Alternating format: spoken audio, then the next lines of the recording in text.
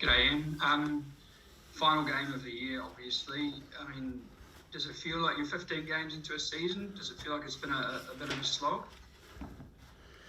Oh, look, it's been, I think from when we hopped on the plane, it's our 10th test in 12 weeks. So I wouldn't call it a slog. I'd certainly call it the longest tour I've ever done. And, 2 lots of 5 tests in consecutive weeks has been demanding. There's no doubt about it. But couldn't be more proud of the way the guys have handled themselves and the different circumstances and hotel bound and all that sort of stuff. Really pleased with the physical energy that they're displaying, and there's no doubt that everyone is aware we're going home soon. But getting the mindset and that mentality to overcome those sort of thoughts and focus on this week's been pretty key for us. Cool. Josh Kronfeld, would you like to jump in next? Cool. Hey, Fozzie, how you going? Good, thanks, Josh. Nice. I just want 2 key things you've been talking to the boys about for this weekend. Oh, look, just how special it is to play at the Stade de France against a French team that is really building momentum. And we do love these big tests. And I know it's the last test of the year, but in many ways it's a very special one. And so understanding the passion that comes with playing the French, in Paris is one key thing. And I think the second thing is really just to make sure we're sharp mentally. We've been in a routine for a long time, but test matches require us to be sharp, really sharp focus. And I think last week we saw a little bit of a dampening of some of our decision making, and this week we've got to make sure that we've really just got our mind on that 80-minute performance on Saturday. Thank you, sir. Thanks, Josh. Ollie Ritchie, jump in next. Cool, thanks, Joe. Hey, Fozzie, hope you're well, mate. It's kind of been discussed or talked about as a bit of a season-defining test against France this weekend back here. Does it feel that way to you? Oh, look, I don't necessarily think so, but I think it's a special test. I think every test match is a season-defining one. when you're in a black jersey, and you look that we've had 14 tests and obviously won 12, lost 2, and we've got a 15th test come along. So, I think this team has achieved some great things this year. We've played some good rugby. We've now come into an experience that a number of players haven't had, which is up in the Northern Hemisphere, and we've got to maximise our chances here. But we've also got to really show our learning from last week, and we've got to be sharper in how we make decisions and use the opportunities we can get. But if we can do that, then I'll be a pretty satisfied coach at the end of the night. Was it always the plan to bring Aaron Smith back into a starting role, or is that a response to what happened last week? Could you just talk around his selection, please? Oh, I don't think it's a necessary response, but what we did, as a selection group, we saw a team that was giving it everything, and I think we saw the character and the attitude defensively. I just don't think we were smart enough with the ball, and sometimes there's a little bit of a, I'm not sure what the word is, but we've certainly been on the road a long time, and I just don't think we were thinking as sharp as we needed to be. And so, we've gone down the path of making a few changes. We think that's going to maximise the energy in this group. He's one of them, and we've had some players missed out on this particular team who have been massive contributors through this campaign, but we just really believe the team needs a little bit of an injection of freshness for this new challenge.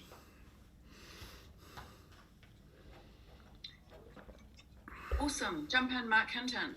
Sure. Hey, Fozzie, other than Bowden and Anton, was there anyone else unavailable, or was everyone else fit and available for selection?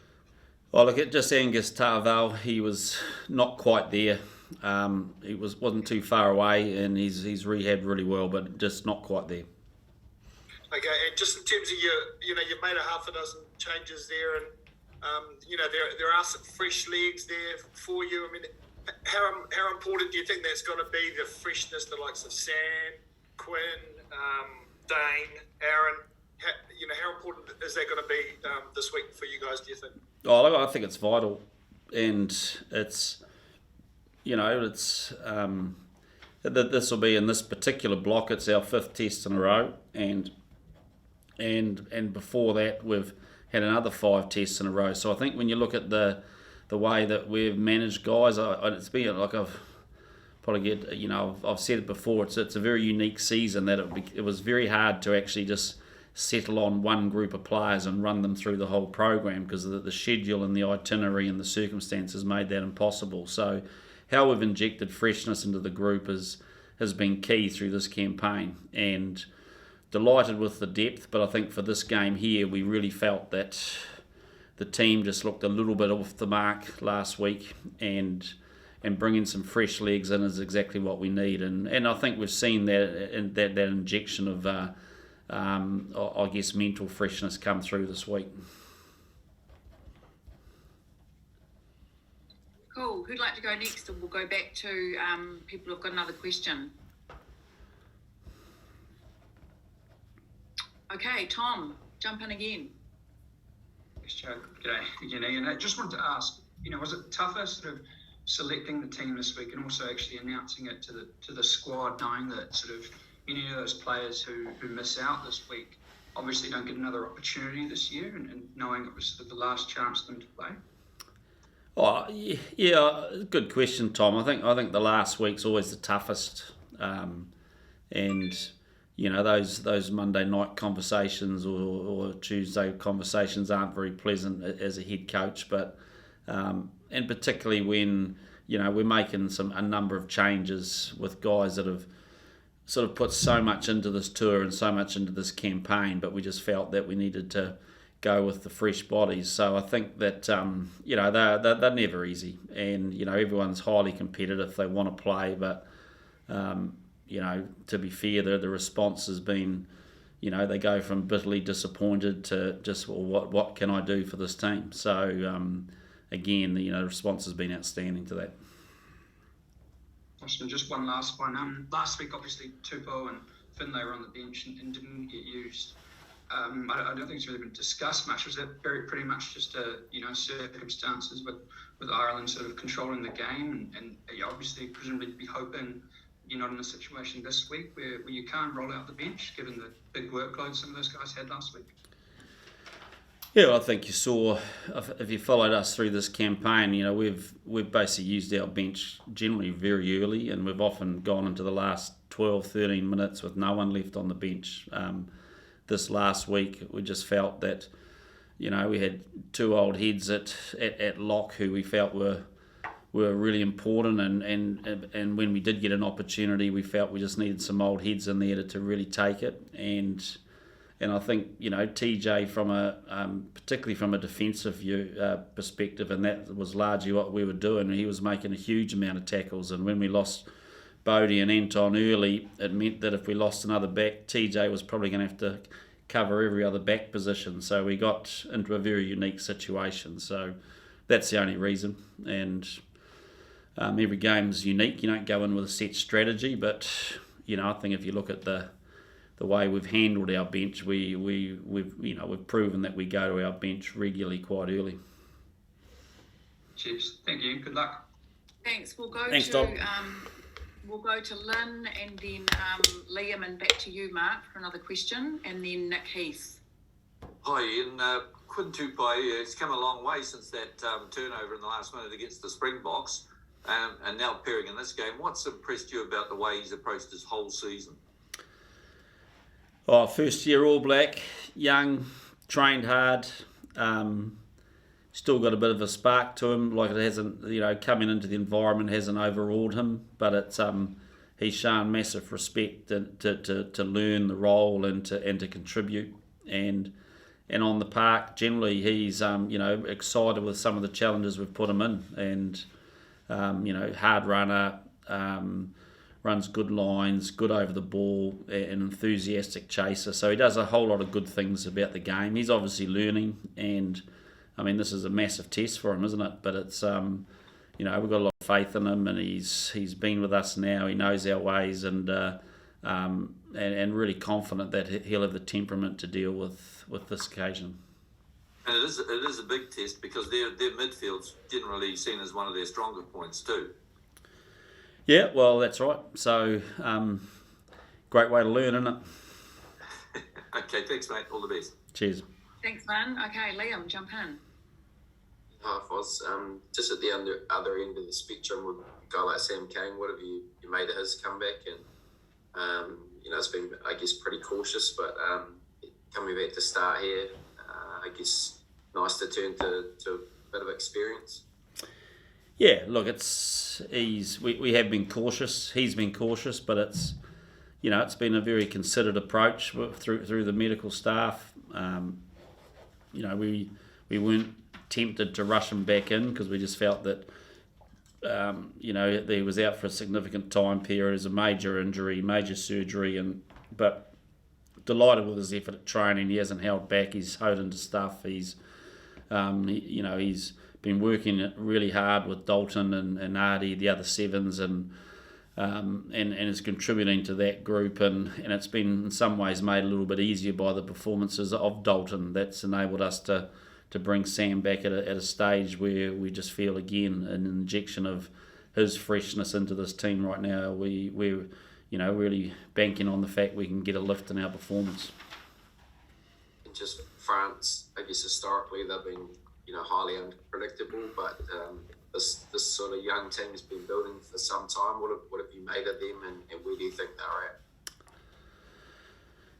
Oh, look, from what we've seen, I thought it was hard to tell in July because they left so many of their top players at home when they played Australia. But it was really the Six Nations. I thought that they produced, had a part in a couple of big games in the Six Nations where they obviously have got a license to play a little bit. They've got a lot of enthusiasm through their youth, particularly through some of the work of their loose forwards is pretty strong. But at the end of the day, it's a big test. They'll be out to test themselves, and I'm sure they'll be reasonably confident being at home. But for us, it's another great occasion, and we just got to make sure that we challenge their experience and challenge their decision making, and I'm sure it bodes for a pretty strong way to finish a campaign.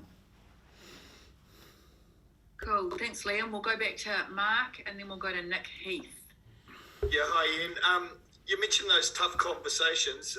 I wonder if you could just give us a bit of insight into what you said to Dalton Papa Lee. I know Sam obviously brings a lot at seven, but as well as Dalton's played this year, he's got to be a little bit unlucky to miss out. What was that conversation with him like? Oh, look, I don't like to share too much about those conversations, but I guess it did involve a handshake and a congratulations for an outstanding season, and he should be very, very proud of what he's achieved, and he's pretty battered and bruised after that Irish test, but he's put in some big games for us this year and really proven that he's an international seven. Okay, Nick Heath, would you like to jump in now with a question? Thank you. Hi, Ian. I just wanted to go back to Quinn. Was that selection always in your mind, or was it anything that sort of came in once you saw that France were looking to play Jonathan Danty instead of Jalibert and Ntamack as they had the last couple of weeks? Look, I only found their team out this afternoon, so it didn't impact on us. To be fair, I think we'd actually guess that the French might go that way. But no, that was more about us, Nick. It was mainly about, obviously with Anton's out anyway with a shoulder injury, there was always going to be a change there, and I guess it was a matter of which way round we looked at utilising Quinn and David. I thought David actually showed some signs of being, some of his creative skills in the Irish test. We didn't get the result we wanted, but he showed some nice touches in that last part of the game, and so we're working on that, and we just feel that Quinn will, be very settled coming in the starting role and get him to play the type of game that he's good at. Lovely, thanks. We'll go to David from Agence France Press, thanks, and then we'll go to Zion from TVNZ. Evening, Ian. Question. How little or how much talk about the 2023 Rugby World Cup opening match has there been within your camp this week? Zero. Haven't even mentioned it, to be honest. So, it's 2 years away. And, I know that, there'll be a lot of speculation around its significance and all that. You get that all the time. And clearly it's a big game in the World Cup when we play them in round one. But, we went there 2 or 3 years ago when we played South Africa in the opening game. So, and they went and we won that game and they went on to win it. So, I'm not sure how significant it is. But what is significant is it's a chance for us to go against a confident French team and to see where we sit. And that's the main thing we're working on. Cool. Thanks, David. We'll go to Zion and we'll finish up with you. Zion? Thanks. Good day, Ian. Just coming into this last test match, how much growth and development have you seen, not only from the young guys and the new guys coming into the All Blacks, but also just as a side in general? We've seen considerable growth in this group, and and I guess that's been one of the key objectives of it. We go out to try and win every test match we play. Everyone knows that, and and part of us growing our game as we go forward in the next couple of years is obviously to cement combinations and that. But this tour has been a unique situation that 10 tests, 12 weeks, can't go home.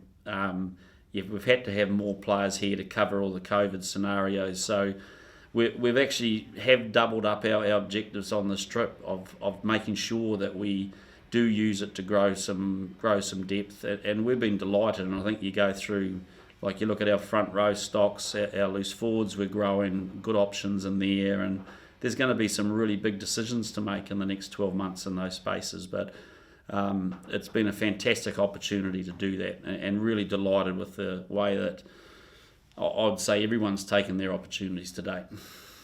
Appreciate it. Thank you.